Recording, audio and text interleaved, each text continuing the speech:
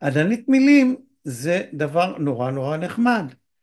אני הולך למערך, במערך אני רואה שיש לי כאן משפחות של מילים, מילים שמחות, מילים מקרבות, מילים בולמות, מספיק עצור חדל, מילים מצחיקות, היפו פתאום, כל אחד יש לו מילה אחרת. לי הכי עצוב נגמר השוקולד. בסדר? מילים פוחדות וכך הלאה. ואז הילדים צריכים לבנות איזושהי מצגת, אתם רואים? שמתוך הציצים יוצאים מילים לפי משפחות, ואז המדריך צילם את הילדים, הוסיף, או לא, לא משנה, אפשר רק את המילים. הבנתם? מילים מתוקות, שמחה, אהבה, מילים שמחות וכך הלאה. כל ילד ניגש לארכיטקט בשמחה, אתגרים והפגה,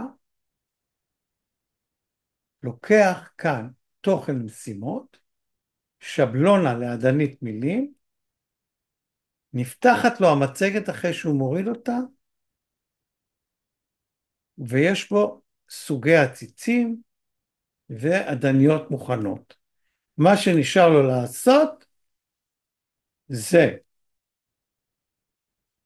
לבנות את הפרח מעיגולים ולכתוב באמצע את המילה.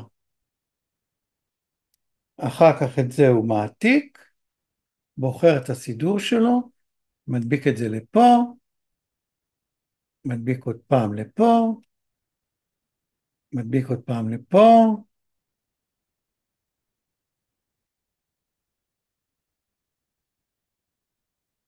ופה כותב תן חיוב, פה תית עודד, ופה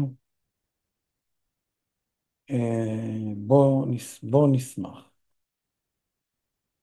טוב, אוקיי. אז בסדר, הבנתם מה זה עדנית? וכאן אפשר לתת לילדים להכין את זה. אני בסוף עושה שמירה כמצגת, ואת המצגת מעלים לאתר ארכיטקט אם אתם רוצים תוצר.